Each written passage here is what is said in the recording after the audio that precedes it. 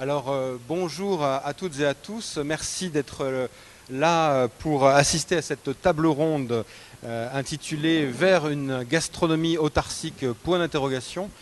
Point d'interrogation, car nous allons nous interroger sur la possibilité pour un restaurant de produire, de cultiver, d'élever tous les aliments qui vont être ensuite servis aux clients.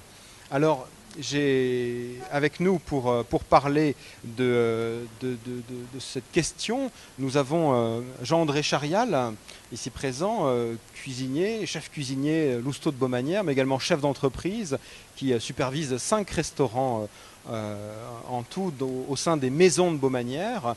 Nous avons James Henry qui est ici à ma droite et qui est le australien. Alors il est australien, il parle pas très bien français, c'est pour ça qu'il va s'exprimer en anglais et qu'on va traduire nos conversations au sein de cette discussion. Et donc il est le chef du restaurant Bones à Paris, qui a ouvert il y a 10 mois seulement et qui est déjà un grand succès.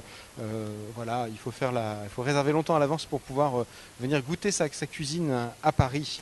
Et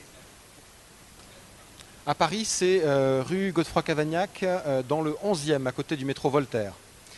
Et nous avons également avec nous Sylvain Picard. Sylvain Picard est le jardinier en chef d'Alain Passard. C'est lui qui cultive tous les légumes qui seront servis ensuite à la table de l'Arpège à Paris.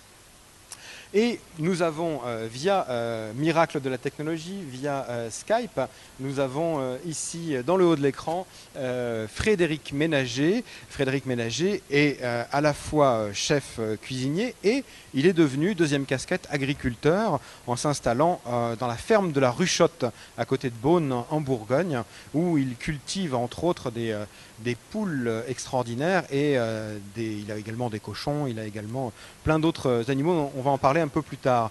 Alors peut-être pour débuter, pour commencer à introduire ce débat, j'avais envie de vous parler de deux personnes que j'aurais beaucoup aimé également inviter à cette table, qui sont Patrick Duller. Patrick Duller, il se définit lui-même comme un cuisinier paysan. Il est installé dans le domaine de Saint-Géry, dans le Lot, et il cultive lui-même tout ce dont il a besoin pour son restaurant, mais également il cultive ce que vont manger ses cochons noirs.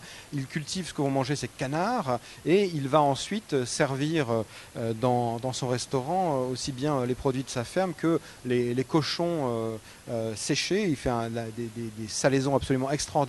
C'est peut-être l'un des meilleurs jambons que j'ai pu goûter. Il fait des foie gras d'exception et, petite cerise sur le gâteau, cerise noire, puisqu'il cultive des truffes, Tuber melanosporum, dans son domaine, et qu'il cultive du blé également, des blés truffiers, comme il les appelle, et qu'avec ce blé, il fait un pain absolument extraordinaire. Donc c'est quelqu'un qui aurait tout à fait pu rentrer dans cette thématique de ce débat. Malheureusement, il habite dans le Lot et il dirige une exploitation agricole, et donc forcément il n'a pas pu venir se rendre ici à Tours pour ce débat, occupé par les activités de son domaine. Il y avait également une sixième personne qui me tenait vraiment à cœur, j'aurais beaucoup aimé avoir ici parmi nous à Tours. Il s'agit de Magnus Nilsson. Alors Magnus Nilsson, c'est un chef suédois qui connaît très bien la France, puisqu'il y a travaillé pendant 3 ans. Il a travaillé avec Pascal Barbeau du restaurant L'Astrance à Paris, 3 étoiles au Michelin, et qui est retourné en Suède pour y monter son propre restaurant. Alors, en introduction, on va peut-être regarder quelques images que j'ai rapportées de Suède. J'ai eu la chance d'aller dîner chez lui. Son restaurant Faviken, c'est un tout petit village, même plus qu'un village, c'est un hameau. Et à vrai dire, le hameau est constitué de 3 maisons, donc on peut dire qu'il s'agit quasiment d'un lieu-dit. C'est un lieu-dit donc, qui est situé, alors déjà il faut se rendre à Stockholm, ensuite il faut prendre le train, pendant 7 heures de train en direction du Grand Nord, et on arrive dans cette région qui est le Jämtland, qui est proche de la Laponie, qui donc touche presque le cercle polaire arctique.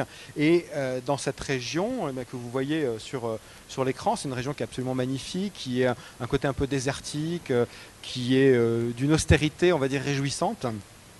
Les photos que vous voyez ont été prises entre la fin avril et le début du mois de mai.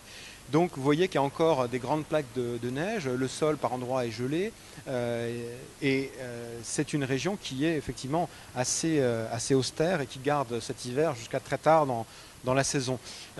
Ici donc c'est la maison de Faviken Magasinets, c'est une grande maison restaurant dans laquelle m'a accueilli Magnus Nilsson et qui donc est un lieu vraiment singulier puisque pendant 6 mois de l'année, on va dire, il fait nuit, et pendant 6 autres mois, il fait jour quasiment sans discontinuer. Et ce qui veut dire que les cycles biologiques sont très différents, mais également les cycles agricoles. Pendant 6 mois, il ne va pas être du tout question de cultiver la terre, qui est sous une épaisse couche de neige, qui est gelée.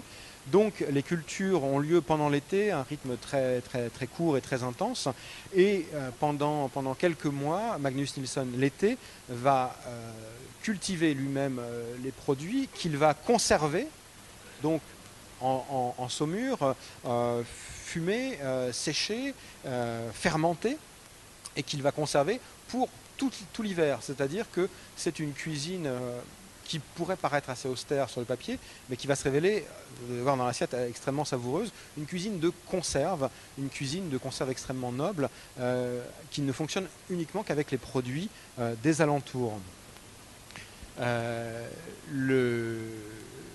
Il travaille également avec des élevages extrêmement proches. En fait, il travaille avec un élevage de vaches laitières. Ce n'est pas de la vache à viande, c'est de la vache laitière qui va lui fournir du lait toute l'année. Il va fermenter par exemple ses choux dans un garde-manger. Il va chasser également, c'est un chasseur, donc on va avoir à l'automne des oiseaux assez extraordinaires. On va avoir également de l'élan. Et puis il va conserver cette viande. Alors on va pouvoir le voir dans les côtes de vaches laitières, des vaches de réforme qui ont plus de 10 ans. Chez nous, on en voudrait difficilement. On va considérer que c'est une viande beaucoup trop dure et qui est, on va dire, impropre à un restaurant dit gastronomique, puisque la vache à 10 ans, elle est extrêmement dure. Lui, au contraire, il va les garder en les plongeant dans une immense couche de gras. Et le gras va protéger la côte de bœuf de l'évaporation, du séchage, et il va les garder non pas 1 mois, 2 mois, comme les bouchers qui pratiquent la maturation de la viande vont le faire en France. Il y avait un train de côte chez lui, je lui dis mais ça a l'air vachement savoureux ça, on pourrait le goûter. Oh, bah, pas du tout, ces côtes-là n'ont que 2 mois et demi, vous n'avez pas mangé ça, c'est beaucoup trop jeune, il faut attendre 6 mois avant que ces côtes de bœuf puissent être servies au restaurant Faviken. Donc on retire cette couche de gras et ensuite on propose la côte de bœuf. Vous voyez dans les photos tous les poissons qui sont séchés avec des branches de résineux à l'intérieur du corps, du lard qui sèche également pendu aux poutres du restaurant, des tresses d'ail. Et ça par exemple, ce petit plat qui est vraiment singulier, qui caractérise un peu ce jeu entre l'extrême fraîcheur et l'extrême les produits qui sont vieillis. En amuse-bouche, il sert par exemple un petit lait caillé. Alors le lait, c'est le lait du jour, il vient d'être caillé 5 minutes avant le service. On le fait cailler avec un peu de présure et donc on a une sorte de fromage extrêmement frais. Et par-dessus, il pose un grain de lavande, mais la lavande qui vient évidemment de la récolte de l'année précédente. Donc on a un lait de 5 minutes, caillé de 5 minutes, on a un grain de lavande qui date d'1 an auparavant. Et cette toute petite chose qui n'a l'air de rien, qui a l'air d'une petite amuse-bouche, on va dire presque esthétisant et sans... ça donne le tempo du repas. Voilà, ça va donner cette cuisine de la conservation et de la fraîcheur, ce jeu un peu entre les deux. On mange évidemment des lichens et des mousses récoltées sur les arbres qui sont ensuite frits, on mange du lard et on va manger tous les produits qui seront pêchés dans les fjords qui sont à quelques kilomètres seulement ou pêchés dans les lacs alentours. Alors voilà, c'était pour vous introduire à la cuisine, on va dire, autarcique de Magnus Nilsson, que j'aurais beaucoup aimé avoir ici parmi nous pour discuter de cette question, mais qui n'a pas pu venir.